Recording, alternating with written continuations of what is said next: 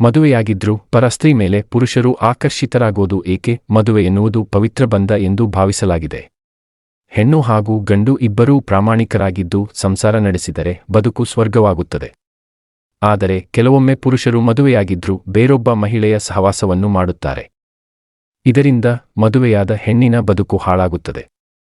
ಈ ಸಮಯದಲ್ಲಿ ಹೆಣ್ಣಾದವಳು ಎಚ್ಚೆತ್ತುಕೊಂಡು ಗಂಡನನ್ನು ಸರಿದಾರಿಗೆ ತರುವ ಪ್ರಯತ್ನ ಮಾಡಿದರೆ ಸಂಸಾರವೂ ಸರಿಯಾಗಬಹುದು.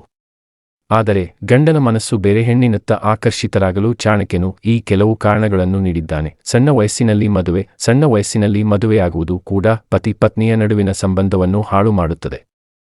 ಹೌದು, ಸಣ್ಣ ವಯಸ್ಸಿನಲ್ಲಿ ವೃತ್ತಿ ಜೀವನದ ಕಡೆಗೆ ಗಮನಹರಿಸುವ ವ್ಯಕ್ತಿಯು ತನ್ನ ವೈಯಕ್ತಿಕ ಆಸೆಗಳಿಗೆ ಗಮನಹರಿಸುವುದಿಲ್ಲ. ಆದರೆ ವೃತ್ತಿ ಜೀವನವು ಸ್ಥಿರವಾದಾಗ ತನ್ನ ಪತ್ನಿಯ ಮೇಲೆ ಆಸಕ್ತಿಯೂ ಇಲ್ಲದಿರಬಹುದು. ಸಹಜವಾಗಿ ಗಂಡು ತನ್ನ ಆಸೆ ಆಕಾಂಕ್ಷೆಯಂತೆ ಪರ ಸ್ತ್ರೀ ಮೇಲೆ ಆಕರ್ಷಿತರಾಗುತ್ತಾರೆ ಎನ್ನುತ್ತಾನೆ ಚಾಣಕ್ಯ. ದೈಹಿಕ ತೃಪ್ತಿ ಇಲ್ಲದಿರುವುದು. ವೈವಾಹಿಕ ಸಂಬಂಧದಲ್ಲಿ ಭಾವನಾತ್ಮಕ ಸಂಬಂಧದ ಜೊತೆಗೆ ದೈಹಿಕ ಸಂಬಂಧವು ಮುಖ್ಯವಾಗುತ್ತದೆ. ಆದರೆ ಕೆಲವೊಮ್ಮೆ ದೈಹಿಕ ತೃಪ್ತಿಯೂ ಇಲ್ಲದಿದ್ದಾಗ ಸಹಜವಾಗಿ ಗಂಡು ಬೇರೊಬ್ಬ ಹೆಣ್ಣಿನ ಸಹವಾಸಕ್ಕೆ ಬೀಳುತ್ತಾನೆ ಎನ್ನುತ್ತಾನೆ ಚಾಣಕ್ಯ. ಸಂಸಾರದಲ್ಲಿ ದೈಹಿಕ ಸಂಬಂಧವು ಚೆನ್ನಾಗಿಲ್ಲವೆಂದಲ್ಲಿ ಗಂಡ ಹೆಂಡತಿ ಪರಸ್ಪರ ಮಾತನಾಡಿಕೊಳ್ಳುವುದು. ಇಲ್ಲವಾದರೆ ಅನೈತಿಕ ಸಂಬಂಧಗಳಿಗೆ ದಾರಿ ಮಾಡಿಕೊಡಬಹುದಂತೆ. ನಂಬಿಕೆಯ ಕೊರತೆ. ಗಂಡ ಹೆಂಡಿರ ನಡುವೆ ನಂಬಿಕೆಯಿರಬಹುದು.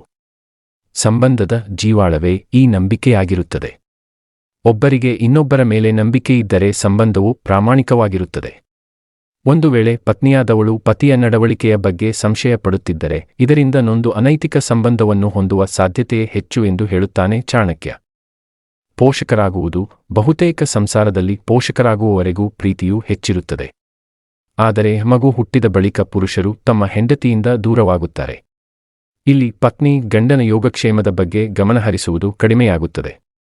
ಹೆಂಡತಿಯು ಪತಿಗಿಂತ ಹೆಚ್ಚು ಮಗುವಿಗೆ ಆದ್ಯತೆಯನ್ನು ನೀಡಲು ಪ್ರಾರಂಭಿಸುವುದೇ ಇದಕ್ಕೆ ಕಾರಣ ಎಂದು ಚಾಣಕ್ಯನು ಹೇಳುತ್ತಾನೆ. ಸಣ್ಣದಕ್ಕೂ ಅಸಮಾಧಾನಗೊಳ್ಳುವುದು. ಗಂಡ ಹೆಂಡಿರು ಕೆಲವೊಮ್ಮೆ ಸಣ್ಣ ವಿಷಯಗಳಿಗೂ ನಿರಾಸೆ ಹಾಗೂ ಅಸಮಾಧಾನಗೊಳ್ಳುತ್ತಾರೆ. ಆದರೆ ಈ ಪುರುಷರು ತನ್ನ ಸಂಗಾತಿಯಲ್ಲಿ ಯಾವುದರ ಕೊರತೆಯಿದೆಯೋ ಅದರ ಬಗ್ಗೆ ಅಸಮಾಧಾನ ಹೊಂದಿರುತ್ತಾರೆ.